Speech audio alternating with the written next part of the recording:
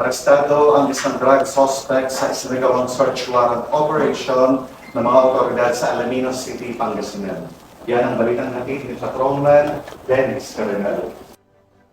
Hinalang tulak ng iligal na droga ang arestado sa isang operasyon ng pulisya sa Barangay Palamis, Alaminos City, Pangasinan noong October 20, 2025.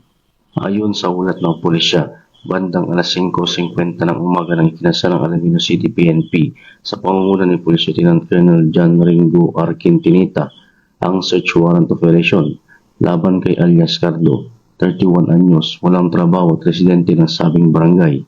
Sa bisa ng search warrant operation na inisyu ng Regional Trial Court Branch 54, nakumpiska mo ng suspect ang 4 na headset transparent plastic sachet na inihinalang shabu na may kabuuang timbang na 10 gramo at tinatayang halagang 68,000 pesos.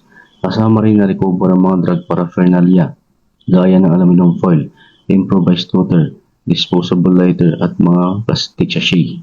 Ang operasyon ay sinagawa sa presensya ng mga kinatawan mula sa DOJ, barangay at media bilang bahagi ng legal na proseso.